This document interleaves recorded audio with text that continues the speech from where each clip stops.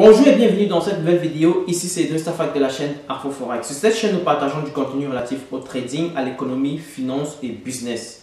Si tu n'es pas encore abonné sur cette chaîne, je t'invite à t'abonner, surtout à liker et à partager avec la communauté. Lorsqu'on démarre dans son processus d'apprentissage au trading, on va expérimenter le fait que investir son argent en bourse va te pousser à comprendre qu'en réalité, les gains ne vont pas aller de manière linéaire vers le ciel. En réalité, on va expérimenter des moments où on a des pertes, on a des gains. La question est celle de savoir comment est-ce que l'on gère ces pertes-là. Comment est-ce que je gère émotionnellement ces pertes. Donc, dans cette vidéo, on va voir comment gérer ces émotions au trading afin de pouvoir réussir en bourse. Sans plus tarder, intro.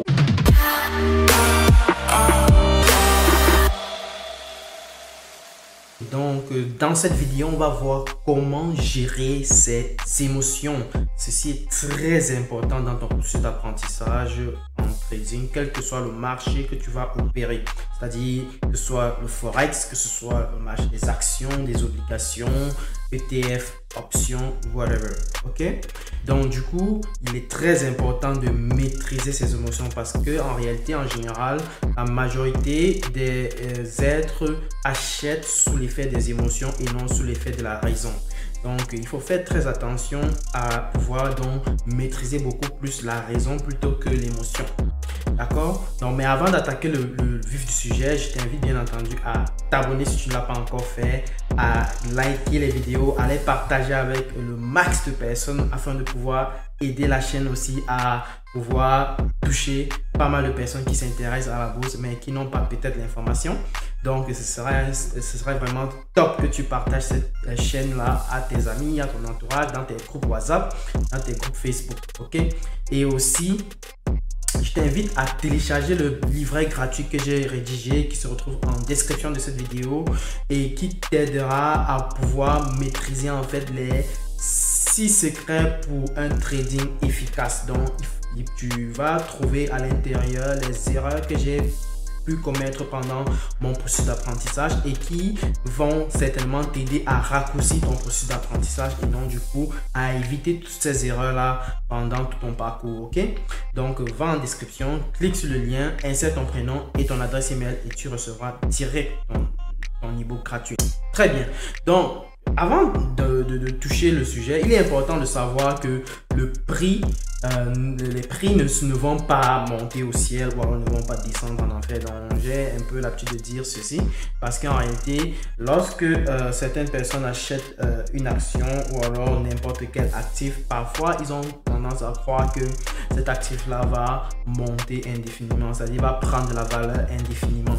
Or, ce n'est pas véritablement le cas. Ou alors, lorsqu'elles vendent à découvert et qu'ils font une vente à découvert d'un actif ou n'importe quel type d'instrument sur les marchés financiers, ils ont tendance à croire que cet actif-là va plonger en enfer. C'est véritablement pas le cas. Ça ne va jamais arriver parce que la simple raison, c'est que il existe toujours des acheteurs et des vendeurs. Donc, du coup, il y aura à un moment donné des niveaux où le prix va subir une certaine résistance à l'effet de pouvoir continuer son mouvement à la hausse ou alors son mouvement à la baisse. D'accord?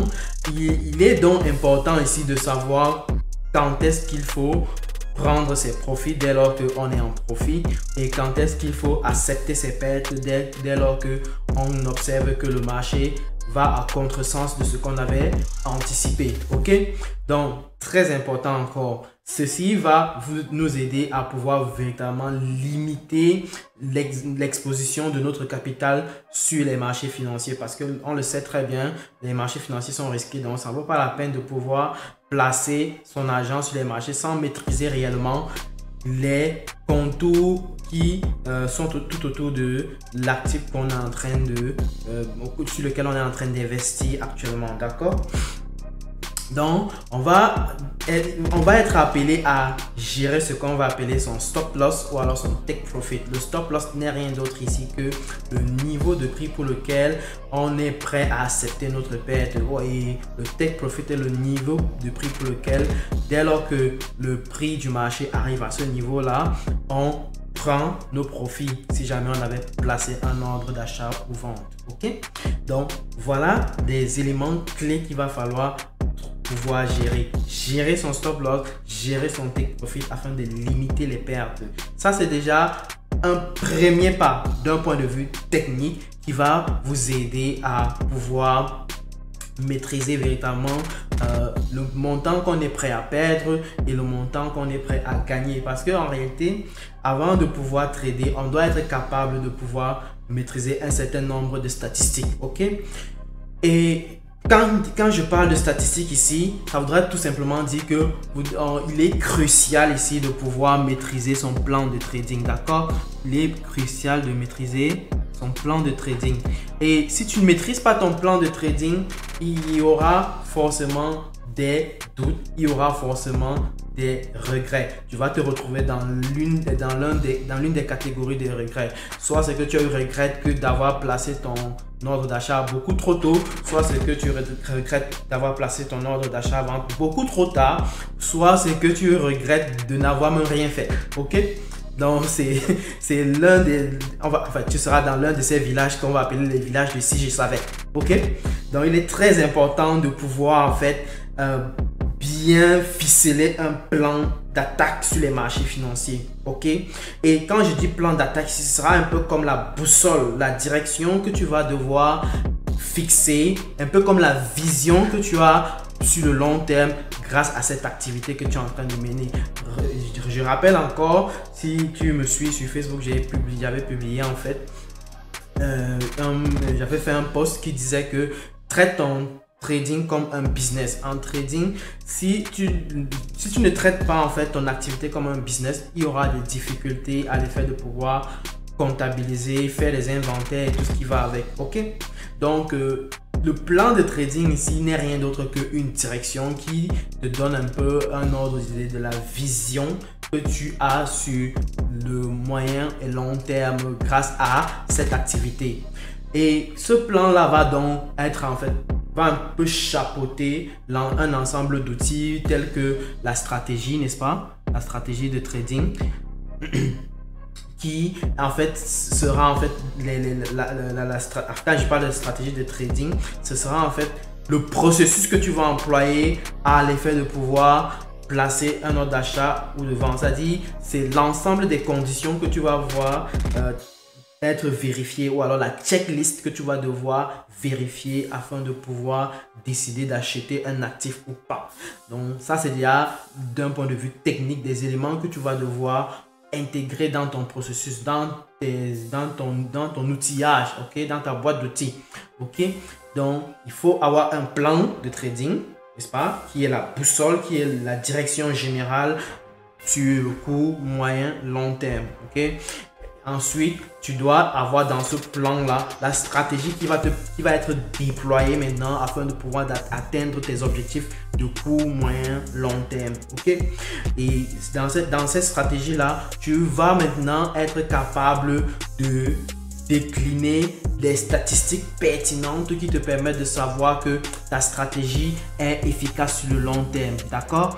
Donc, il est important ici de pouvoir savoir quelles sont les statistiques qui vont me permettre de m'assurer que mon trading est efficace sur le long terme. Ok, très important. Donc voilà, et du coup ces statistiques en fait te permettront de te rassurer, d'être en fait en confiance lorsque tu places un trade, ou alors lorsque tu subis une séquence de pertes ou une séquence de gains. Ok, donc ça c'est hyper important. Mais pour pouvoir délivrer ce genre de statistiques là, il faut d'ores et déjà être capable de pouvoir déployer un journal de trading. Le journal de trading ici n'est rien d'autre que un document qui va te permettre de faire un rapport des achats-ventes que tu as effectués au cours d'une journée. Ok, et donc du coup, sur la base de ces informations là, tu vas être capable de pouvoir ressortir les statistiques générales qui te permettent de voir les performances globales de ta stratégie sur les trades qui sont déjà passés. Ok, donc ça c'est hyper important. Je vais revenir sur le journal de trading. Ça c'est pas l'objet de cette vidéo. Le journal de trading va faire l'objet d'une ou plusieurs vidéos d'ailleurs, ok? Et aussi le backtesting, forward testing, ça c'est des étapes très importantes. Pareil pour la stratégie, pareil pour le plan. C'est des éléments qui sont hyper importants et qui demandent à faire totalement toute une vidéo afin d'expliquer totalement ces concepts-là, ok? Non, mais quand je donne déjà un ordre d'idée, tu peux déjà comprendre qu'ici, à chaque fois que tu dois placer un ordre d'achat-vente, tu dois au préalable savoir véritablement quelle est ta checklist que tu dois vérifier afin de pouvoir décider d'acheter ou de vendre. Ça, c'est important.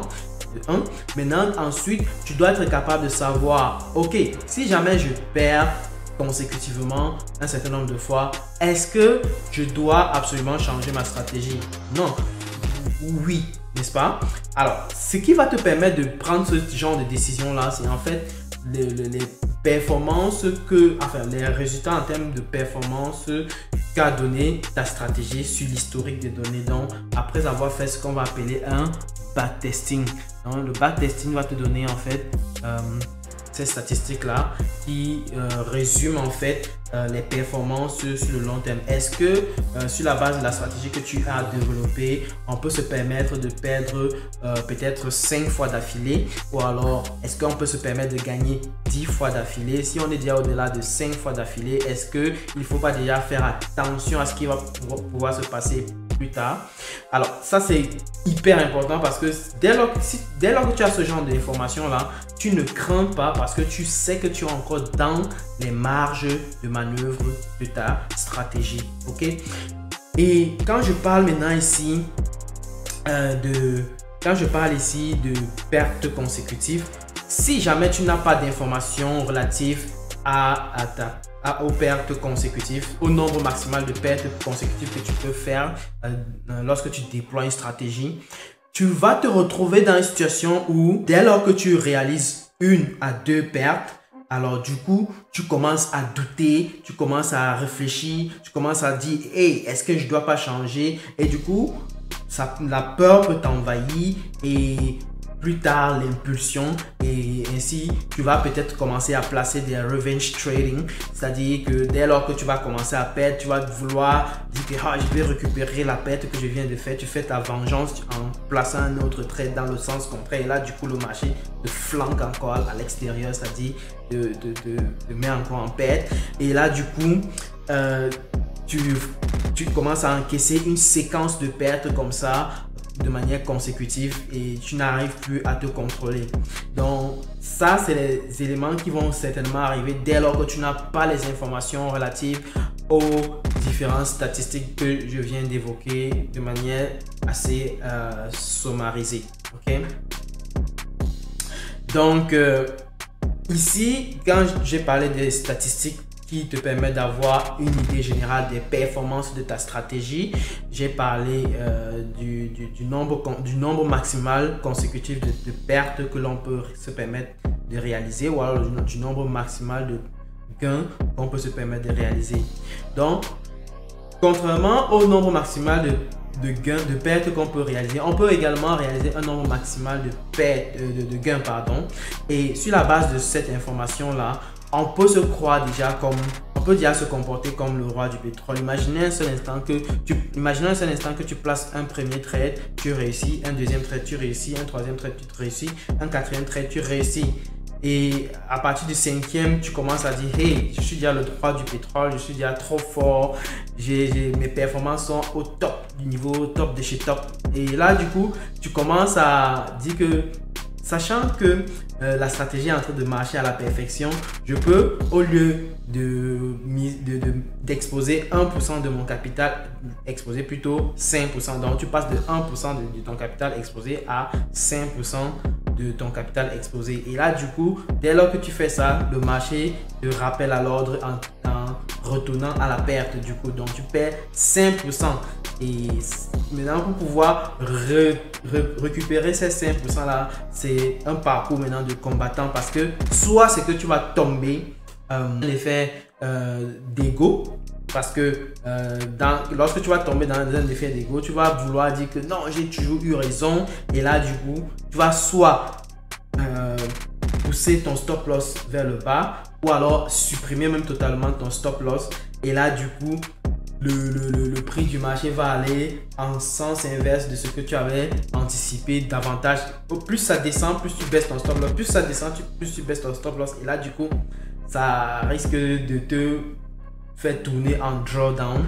Le drawdown n'est rien d'autre que la perte maximale que tu peux commettre sur un historique d'ordre d'achat-vente que tu as pu réaliser. Ok, donc vois ici que en réalité d'entrée de jeu tu peux avoir un effet de peur pour la simple raison que tu n'as pas les informations statistiques sur les performances de ta stratégie, c'est-à-dire par exemple quel est le nombre maximal de pertes que je peux me permettre de commettre grâce à cette stratégie, ou alors quel est le nombre maximal de gains que je peux me permettre de réaliser grâce à cette stratégie-là. Tu n'as pas l'information par rapport au nombre maximal de pertes, tu vas te retrouver en train de douter dès lors que tu vas commencer à perdre 3 fois consécutif. Ok? Et là, du coup, tu vas soit changer ta stratégie, soit commencer à pousser ton stop loss vers le bas pour que, parce que tu crois que tu as toujours eu raison grâce à cette stratégie-là. Donc, tu tombes dans un effet d'ego et dans un effet d'impulsion. Et là, du coup, le marché va te rappeler alors, ça va toujours descendre jusqu'au jour où tu te retrouves avec un drawdown de presque 50 à 60%. Et là, du coup, ça devient dangereux dans la mesure où tu es déjà presque en train de perdre ton capital. Ok? Donc ça, c'est important à savoir. Autre chose maintenant, c'est que si tu réalises une séquence de gains, tu peux te retrouver dans un effet d'euphorie. Donc l'euphorie, c'est que tu te crois comme le tout puissant du marché financier, des marchés financiers, et que tu peux toujours réaliser des gains. Et là, du coup, tu vas encore tomber dans un effet d'ego, tout simplement dès lors que le marché va aller dans le sens contraire de ce que tu as anticipé dans tes scénarios. Ok?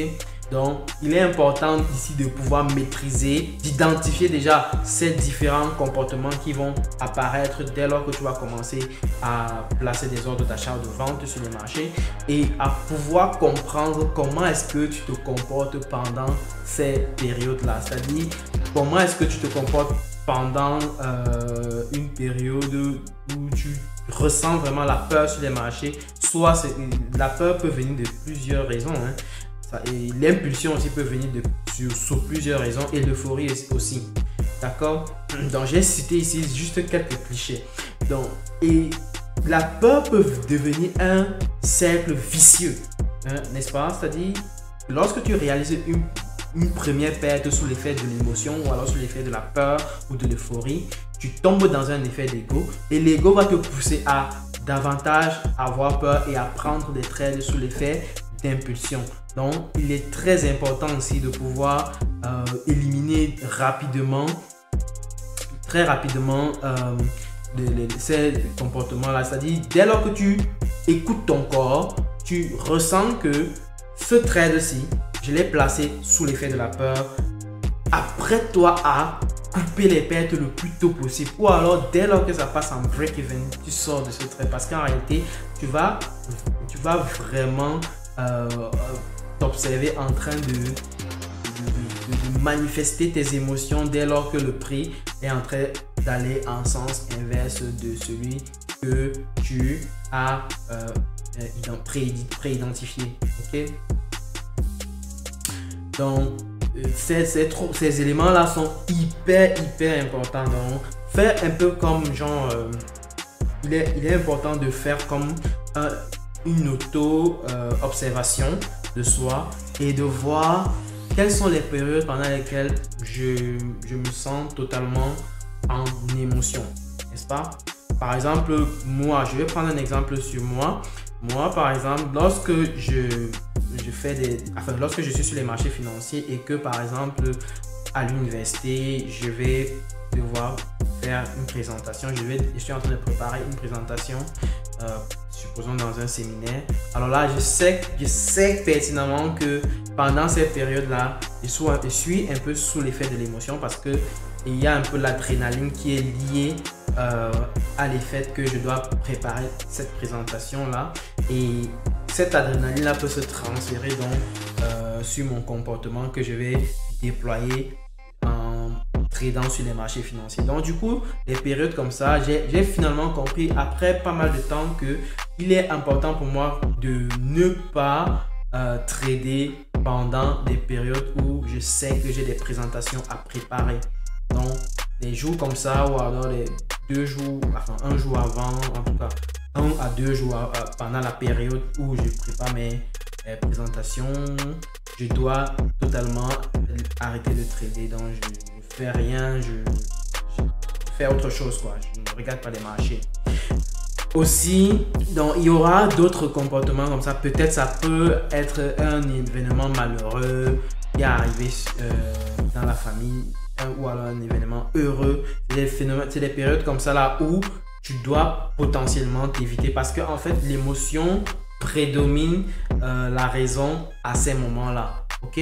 Donc il faut éviter de trader pendant ces périodes-là. Ça va te permettre vraiment de pouvoir limiter les pertes potentielles que tu peux réaliser sur les marchés. Ne dit-on pas que ne pas trader, c'est aussi trader. Donc, le fait de ne pas placer des ordres d'achat-vente t'épargne en fait des potentielles pertes que tu aurais pu commettre ou alors des potentielles erreurs que tu aurais pu commettre si tu étais sur les marchés à ces moments-là. Ok?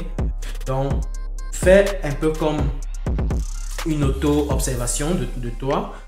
Tu dois être capable d'identifier les périodes où tu es très impulsif. Pour quelles raisons en général tu es très impulsif? De quoi souvent as-tu peur? Est-ce que tu es souvent en euphorie?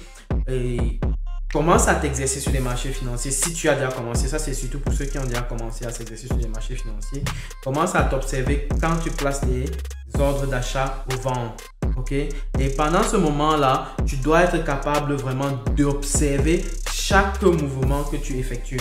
C'est-à-dire, tu vas te retrouver en train de pouvoir dire des choses ou alors être tenté à vouloir déplacer ton stop loss à sens inverse ou être tenté à ajuster tes positions alors que ton plan ne le dit pas. Si ton plan ne le dit pas, essaye au maximum de respecter ton plan. Ok?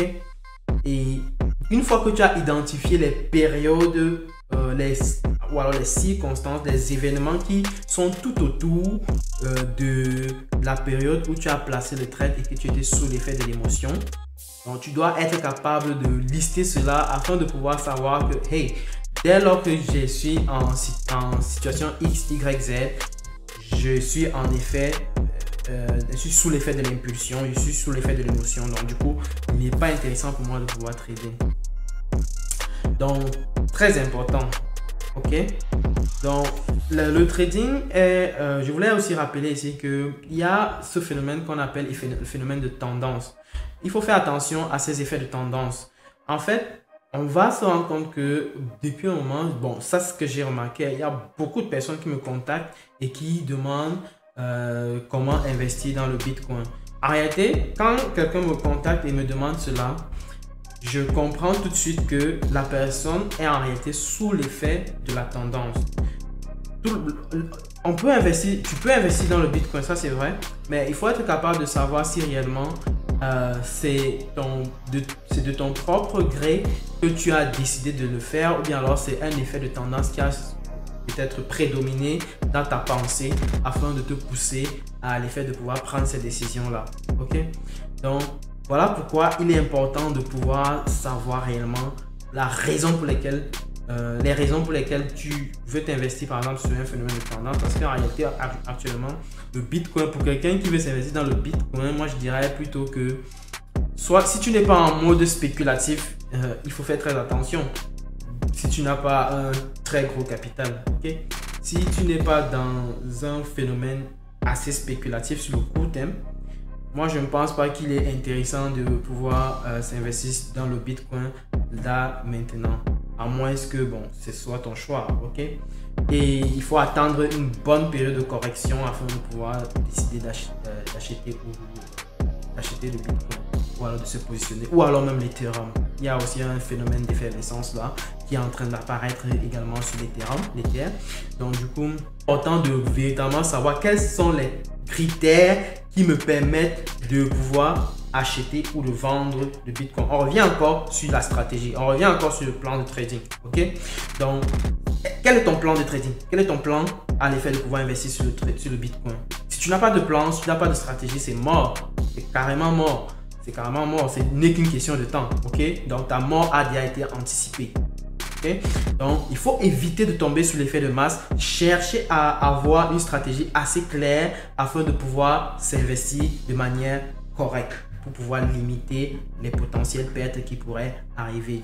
Et la dernière des choses que je voulais peut-être évoquer ici, c'est que le trading est comme une discipline sportive. Et quand je dis discipline sportive, ça voudrait dire qu'il y a un effet psychologique qui va toujours apparaître. Et je pense qu'on peut observer cela en général, par exemple, dans un match de football où il y a deux équipes qui sont en train de jouer, supposons, un match ensemble, et que supposons que c'est un match de finale d'un championnat, okay, où il y a beaucoup d'effervescence, il y a beaucoup d'émotions, d'adrénaline et tout ce qui va avec, n'est-ce pas? En général, ce qui se passe, c'est que dès lors que une des équipes adverses marque 1, 2, 3 buts consécutifs à son adversaire, alors soit c'est que l'adversaire baisse la garde et dit que oh, c'est terminé, on ne peut plus rien parce qu'on nous mène déjà plus de 3 buts à 0. Et là, du coup, il baisse les bras. Et s'il baisse les bras, ou alors s'il commence à douter, alors du coup, en ce moment-là, le meneur de jeu, c'est-à-dire l'équipe qui mène déjà, va pouvoir, a des grosses chances, a des fortes chances de pouvoir augmenter davantage en termes de goal, n'est-ce pas? C'est-à-dire, au lieu de rester à 3-0, ils peuvent aller même jusqu'à 7-0. Ok? Et par contre, si jamais l'équipe adverse garde son sang-froid et dit, bon, ok, malgré le fait qu'on nous mène, on va devoir rester concentré, on va devoir garder la tête haute, rester véritablement concentré et pouvoir jouer le jeu et nous défendre corps et âme jusqu'à la dernière minute du match. Alors là, du coup, tu mets de côté en fait l'effet de l'émotion. Tu dis, ok, on me mène. Quelle est la stratégie que je dois suivre pour pouvoir me rattraper? D'accord? Vous voyez que ici, il intervient encore ce phénomène de peur. Ou alors ce phénomène d'impulsion. Ou alors ce phénomène d'ego si jamais l'équipe adverse qu'on mène se sent, enfin, a une certaine réputation et qu'elle veut défendre quelque chose comme ça, n'est-ce pas? C'est-à-dire, imaginons que l'équipe qui est menée est une équipe qui est trop valorisée par la populace. Et du coup, cette équipe-là voudrait un peu comme défendre son ego, défendre sa réputation. Elle va soit avoir un moral fort et rester très objectif sur les stratégies qu'il faut suivre dès lors qu'elles sont menées. Ou alors, elle doit véritablement jouer sur l'effet d'émotion en disant que pourquoi il nous mène, commence à casser les gens partout dans le stade et ça devient du désordre, quoi. Et là, du coup, dans ce sens-là, cette même équipe-là peut se retrouver encore être en train d'encaisser davantage de buts. Ok? Donc, il faut faire très attention lorsque on traite. On doit véritablement maîtriser la raison plutôt que l'émotion. Et pour pouvoir maîtriser ces émotions, il faut avoir d'entrée de jeu des statistiques qui te permettent de dire que ok, ma stratégie a des performances X, Y, Z sur le long terme. Et ces éléments-là vont te permettre de te mettre en confiance et de pouvoir savoir véritablement comment gérer ta stratégie dans certaines situations agréables ou désagréables.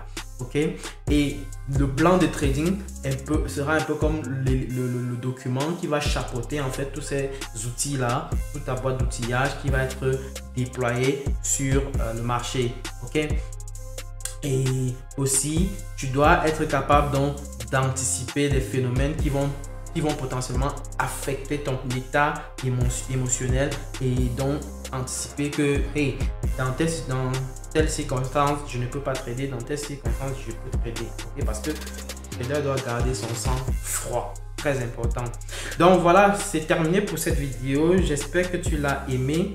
Si tu l'as aimé, je t'invite à liker, à partager, partage avec le max de personnes et surtout abonne-toi à la chaîne si tu ne l'as pas encore fait et aussi télécharge le livret gratuit que j'ai mis en description de la vidéo qui te permet de pouvoir identifier les 6 secrets pour un trading efficace. C'est des éléments que j'ai pu identifier pendant mon processus d'apprentissage et que j'ai remarqué également que pas mal de personnes en carrière de trading commettent comme erreur, et j'ai dit que bon, il serait intéressant que le max de personnes soient au courant de ce type de leçons là et de pouvoir anticiper et laguer cela dans leur processus d'apprentissage et donc raccourcir leur processus d'apprentissage. Donc va en description, clique sur le lien, mets ton prénom et ton adresse email et télécharge ton bouquin. Je vais donc retourner face caméra pour conclure cette vidéo. Ok, nous arrivons donc au terme de cette vidéo. J'espère que tu l'as aimé. Si tu l'as aimé, alors je t'invite à liker. Clique sur le pouce bleu afin de pouvoir liker. Ça permettra à YouTube de référencer davantage la vidéo à pas mal de personnes. Aussi, je t'invite à t'abonner si tu ne l'as pas encore fait, à cliquer sur la cloche de notification afin de ne plus rater les prochaines publications de vidéos sur la chaîne. Aussi, je t'invite à télécharger le petit livret gratuit que j'ai écrit et qui te permettra potentiellement d'identifier les 6 secrets essentiels pour un trading efficace. Ce sont les leçons que j'ai pu tirer tout au long de mon processus d'apprentissage et qui m'ont permis d'éviter le max d'erreurs que tout débutant a l'habitude de commettre lorsqu'il débute sur les marchés financiers. Et du coup, ça te permettra d'apprendre de ces erreurs-là, d'anticiper et donc du coup de raccourcir ton processus d'apprentissage. Donc, va en description de la vidéo, clique sur le lien attaché à cet effet, introduis ton prénom et ton adresse email. Comme ça, tu pourras recevoir par ton adresse email ton e-book gratuit immédiatement. Donc, je te remercie et on va se dire à très bientôt pour une prochaine vidéo. Ciao!